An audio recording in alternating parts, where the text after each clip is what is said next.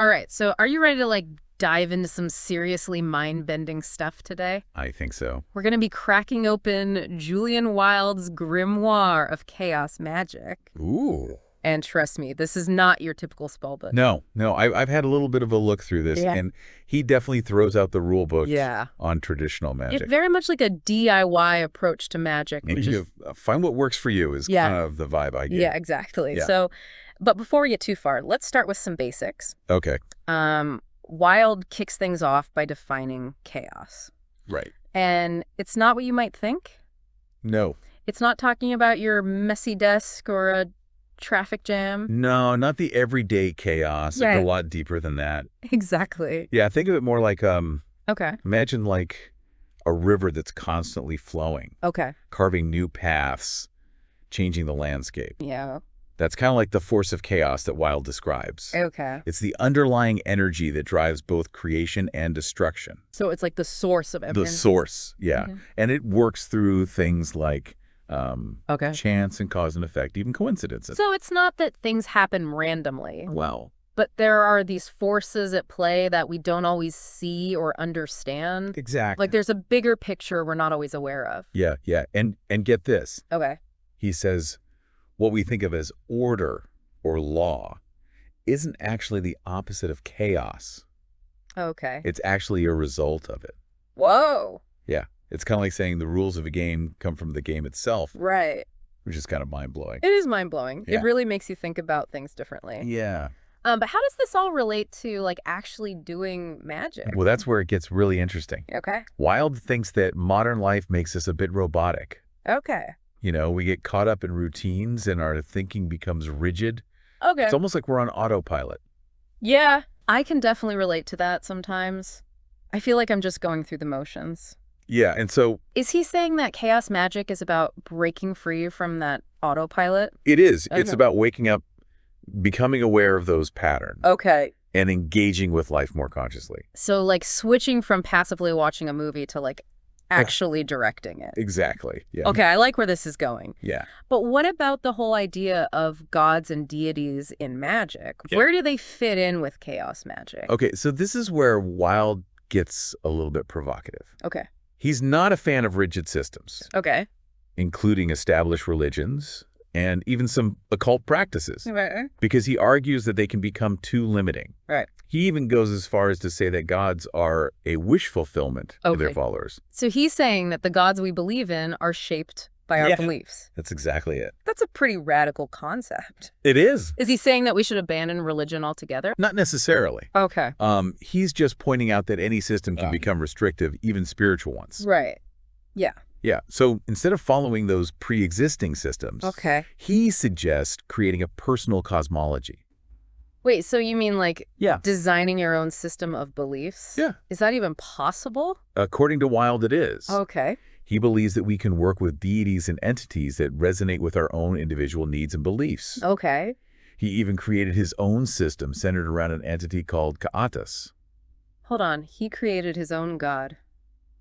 Well, Tell me more about this Kaatas. yeah, so Kaatas is interesting because it takes on different forms depending on the situation. Okay. He describes it as a wise old man, a powerful hag, Okay. even a futuristic crystal master. So it's like a personal deity Yeah, that evolves with his needs and understanding. exactly. That's wild. Yeah, but he's not suggesting that everyone should go and create their own gods now. Okay. He's using Kaatas as an example of what's possible with this personalized approach. Okay. It's about finding what works for you, not blindly following someone else's path. I can see how that would appeal to people who feel boxed in by traditional beliefs. Yeah, But this is all sounding very theoretical. okay. Does Wilde give any practical techniques for tapping into this chaos energy? He does. Okay. He talks about techniques like visualization, sigilization, and ritual work, Okay. all adapted to your own beliefs and goals. Can you give us an example? What would a chaos magic technique actually look like? So he describes a technique called the skeleton meditation, Okay. which is about separating from your physical body. Okay. It involves visualizing your flesh melting away Okay. until you're just a skeleton. Okay. That's a little creepy, but I can see how it would Yeah. shift your perspective. Yeah, it's about breaking down those boundaries. Okay. What's another example? Another one is the tower meditation. Okay. So imagine a tower, Okay. with each floor representing a different chakra. Oh. Each room with its own challenges and inhabitants. Okay. It's a visualization journey to explore different parts of yourself. So it sounds like something out of a fantasy novel. It does, yeah. But are these techniques like strict rules? Well, that's the beauty of chaos magic. Okay. Wilde encourages people to adapt these techniques and make them their own. Okay. He says there's no one right way to do it. So it's more about finding what resonates with you Yeah. and using it as a starting point Exactly. for your own exploration. Yeah. But before we get too deep into techniques, Okay. Wilde also talks about encountering entities Okay. that he calls threshold dwellers. Ooh, that sounds mysterious. Yeah. And these are pretty intense experiences. Okay. And they get to the heart of what chaos magic is really about. What are these threshold dwellers and why are they so important? So think of them as guardians of your subconscious mind. Okay. They could be pretty frightening figures, Okay. challenging your ego, and forcing you to confront parts of yourself that you might normally avoid. It's like facing your own inner demons. Yeah, exactly. Why would you want to do that? Well, because Wilde believes they hold keys to a much deeper understanding of reality. Okay. He compares them to the Greek god Pan, Okay. who could inspire panic and fear, Yeah. but also represented wild, untamed nature. Okay, so it's about facing those fears Yes. and embracing the unknown within ourselves. Yeah. But how do you even begin to prepare for that kind of encounter? That's where the concept of Vajra awareness comes in. Okay. It's a state of balance Okay. between being completely grounded Okay. and yet totally open to the flow of experience. That sounds tough to achieve. Yeah, it is. How do you describe that balance? Think of it like a diamond. Yeah. Strong, clear, unbreakable. Okay. But it also has this thunderbolt energy. Okay. The willingness to move with the unpredictable currents of chaos. So it's about being strong and adaptable, like a tree that bends with the wind but doesn't break. How do you even cultivate that kind of awareness? Well, Wilde offers a really powerful affirmation to kind of capture this idea. Okay. Through the ecstasy of the spirit and joy on earth, I will retain the Vajra awareness. Through the agony of loneliness and despair, I will retain the Vajra awareness. Wow, that's powerful. Yeah. It's about finding that unshakable center within yourself no matter what life throws at you. Yeah. And this Vajra awareness is crucial for navigating the unpredictable nature of chaos. Exactly. So instead of trying to control chaos, Yeah. we learn to dance with it. That's a great way to put it. It's about aligning yourself with the flow and using it to create meaningful change in your life. Yes. Yeah. But navigating that flow also brings up questions of responsibility and ethics. Yeah, it sounds like there's a lot to unpack there. Definitely, we've only just scratched the surface of chaos magic. Yeah, and we're going to dive into those deeper questions next time Sounds good. when we continue our deep dive into chaos magic. Looking forward to it. So welcome back to our deep dive into chaos magic. I'm ready. Last time we were talking about Vajra awareness, that really powerful combination of being grounded yet flexible. Yeah, that diamond thunderbolt awareness. Yes. It's a really compelling idea. It is? But I'm still trying to picture what it looks like in practice. Like, how do you live with that kind of awareness? Right. Well, Wilde doesn't give us like a step-by-step guide, Okay. but he does offer some clues. Okay. Remember that affirmation. Through ecstasy and joy, through agony and despair, I will retain the Vajra awareness. Yeah. It suggests that it's an ongoing practice, Okay. not a one-time achievement. So it's about maintaining that inner strength and clarity Yes. no matter what's happening around you. Exactly. That sounds like a pretty tall order. It is. Yeah. And Wilde challenges us to engage with the full spectrum of experience, Okay. both the light and shadow sides of ourselves and the world. So it's not about chasing constant happiness or pretending the difficult stuff doesn't exist. No. It's about facing it all. Yes. With a balance of strength and resilience. Exactly. And Wilde believes that cultivating this Vajra awareness Yeah. helps you align with the flow of chaos, allowing you to tap into its power for positive change. I'm starting to get a sense of how this all ties together. Good. But I have to ask, doesn't this raise some ethical questions? If chaos magic is about harnessing this really powerful force, couldn't it be used for harmful purposes too? That's a really important point. Yeah.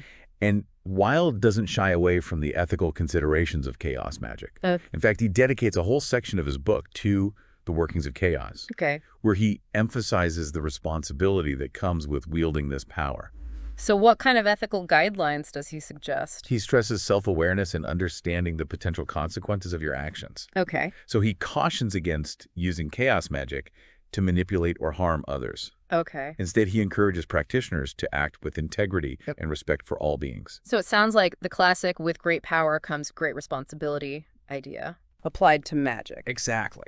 Wilde believes that true power lies in using chaos magic for personal growth, self-discovery, and ultimately making the world a better place. Exactly. So it's not about gaining power over others, but about empowering yourself and using that power for good. Yes. Okay, that makes a lot of sense, but I'm still curious about the practical side of things. Sure. Does Wilde give any concrete examples of like rituals or practices that people can use? He does share examples of rituals that he's developed. Okay. But remember, chaos magic is all about adaptability and personalization. Right. He wants you to find what works for you, not just follow someone else's formula. So it's like he's giving you a toolbox, Yeah. and you can choose which tools work best for your own needs and intentions. Exactly. Could you give us an example of one of his rituals? Yeah. So he describes a ritual that involves two really powerful entities, Baphomet and Chaotis. Baphomet, isn't that the goat-headed figure Yes. associated with the occult? Yes. And Wilde views Baphomet as a symbol of the union of opposites, representing the duality found in nature and the universe. Okay, and Chaotis, that's Wilde's personal deity, right? Exactly. The one with all the different forms. Yes. Yeah. So Wilde's ritual involves invoking both Baphomet and Chaotis, calling upon their energies to empower his magical work. That sounds like a pretty intense ritual. It is. But I'm guessing it's not something you just copy and paste. Right. Wilde encourages his readers to use his rituals as a springboard for creating their own. Okay. He wants you to find deities, symbols, and practices that resonate with your personal beliefs. So it's all about taking these core principles, visualization, sigilization, ritual work, and adapting them to your own path. Yes. It sounds incredibly empowering. It is. But also a bit daunting. Yeah. Are there any safeguards in place? Yeah. What about protection from things like psychic attacks or negative energies? Okay. Could opening yourself up to the flow of chaos make you more vulnerable? That's a valid concern. Yeah. And Wilde acknowledges the potential risks involved in any kind of magical practice. Okay. So he even dedicates a section of his book to protecting, outlining various techniques for dealing with psychic attacks and maintaining energetic boundaries. So what kind of techniques does he recommend? Well, he talks about the classic protective circle, which is common in many traditions. Okay. He also suggests things like visualizing a safe place, using candle magic for protection, and even a technique called shape-shifting to ward off negative energy. Shape-shifting? Yeah. What does that involve? It's all about using your imagination and intention to create a protective barrier around yourself. Okay. He emphasizes that it's about shifting your energetic state to make yourself less susceptible to negative influences. So it's not about living in fear, Yeah. but about building your inner strength and discernment to deal with those challenges. Exactly. Okay. Wilde believes that the best protection comes from a strong sense of self-awareness and the ability to distinguish between helpful and harmful energies. That makes a lot of sense. Yeah. It's like developing a strong immune system for your energy field. Exactly. But I also appreciate that Wilde encourages a healthy skepticism. He does. He doesn't want you to just accept everything at face value. No, he wants you to question everything. Right. Even the teachings of chaos magic itself. So it's about becoming a critical thinker. Yes. Not a blind follower. Exactly. I love that. Yeah. It's not about dogma. No. It's about empowering yourself to find what works for you. Yes. I'm really starting to grasp the depth and complexity of this system. Good. It's not just about spells and rituals. It's much more than that. It's a whole philosophy of life. Yeah. A way of thinking and being in the world. I think that's a great way to put it. This deep dive has been incredibly eye-opening. Good. I'm glad. But before we wrap up, I have one more question. Okay. We've been focusing so much on Wilde's unique approach. Right. But I'm curious about his views on other magical traditions. Does he completely dismiss them, or does he see value in them? That's an excellent question. Yeah. And it's something we'll explore in the final part of our deep dive. I can't wait to hear what he has to say. Welcome back to the deep dive. So we're wrapping up on exploration of chaos magic with Julian Wilde's Grimoire of Chaos Magick. And I'm really curious, what does Wilde have to say about other magical traditions? Does he see them as completely separate from chaos magic, or is there some overlap? Yeah, that's a great question. And you might be surprised to hear that he doesn't dismiss other traditions outright.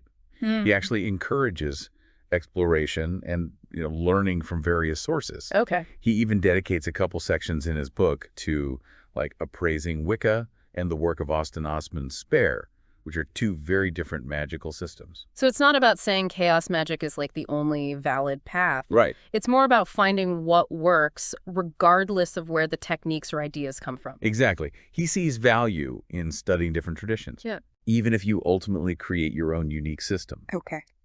So, Wilde believes that being exposed to diverse perspectives can really deepen your understanding and practice no matter what path you choose. That makes sense. It's like learning different styles of cooking. You Yeah. might end up specializing in Italian cuisine, but understanding French techniques can make you a more well-rounded chef. Exactly. Yeah. So what does Wilde say about Wicca specifically? That's a pretty popular and well-established tradition. Yeah. He recognizes the positive aspects of Wicca, especially its emphasis on nature, ritual, and connection to the divine feminine. Okay. So he appreciates its focus on, respecting the earth and honoring the cycles of nature. But as you might expect, he also has some critiques. What kind of things does he find problematic? Well, he feels that in its more structured forms, Wicca can become a bit too rigid and rule-bound. Okay. And, he thinks it sometimes limits personal exploration and experimentation, which, as we've discussed, are so central to chaos magic. So it's like he sees Wicca as a potential starting point Right. for some people, but he encourages those drawn to chaos magic to kind of move beyond those boundaries and create their own unique approach. Exactly. He sees value in Wicca's, foundational principles. Okay. But he recognizes the limitations of any system that becomes too dogmatic or restrictive. Okay. So he sees chaos magic as a way to break free from those limitations and find a more personalized and empowering path. Now, you also mentioned Austin Osman Spare. I'm not as familiar with his work. Okay. Can you tell us a little bit about him and why Wilde finds him relevant to chaos magic? Yeah, so Spare was a fascinating figure in the world of magic, definitely ahead of his time. Okay. And he developed his own unique system based on the power of the subconscious mind Okay. and the use of sigils. We talked about sigils earlier. Those Yeah. are like symbolic representations of your desires or intentions, right? Exactly. And Yeah. Spare believed that by tapping into the power of the subconscious, you could charge those sigils and make them incredibly potent tools for manifesting your will. Okay, that sounds a lot like what Wilde talks about with chaos magic. Yes. Harnessing belief and intention to shape reality. Exactly. Wilde sees a lot of similarities between Spare's approach and chaos magic. Okay. They both emphasize personal exploration and the power of belief to create change. So Wilde sees Spare as a kindred spirit, Yeah. someone who was also challenging those conventional ways of thinking about magic. Absolutely. And Wilde praises Spare's originality and his focus on accessing the subconscious mind, which is, a key element in chaos magic. It's amazing how Wilde can draw inspiration from such diverse sources. Yeah. Even while championing such a personalized approach, it really shows how open and adaptable chaos magic can be. Yeah. Wilde views chaos magic as more of an umbrella term Okay. that encompasses a wide range of techniques, beliefs, and practices. It's Yeah. about finding what genuinely works for you, Yeah. regardless of where those ideas come from. It's not about rejecting other traditions, Right. but about incorporating what resonates with you Yeah. and creating your own unique blend. Exactly. And Wilde's Grimoire of Chaos Magic isn't meant to be the final word on the subject. Right. He encourages readers to see it as a starting point for their own exploration. Sure. It's about, constantly learning, experimenting, and refining your practice Yeah. to make it truly your own. This has been a truly mind-expanding deep dive. Good, I'm glad. We've covered so much ground, from the core principles of chaos magic to its practical applications and ethical considerations. Yeah, I feel like I have a much deeper understanding of this fascinating system of magic. me too. If you're feeling inspired to learn more, I definitely recommend checking out Wilde's Grimoire of Chaos Magick yourself. Who knows what doors it might open for you? Thanks for joining us, and until next time, keep exploring the infinite possibilities that await for MILF.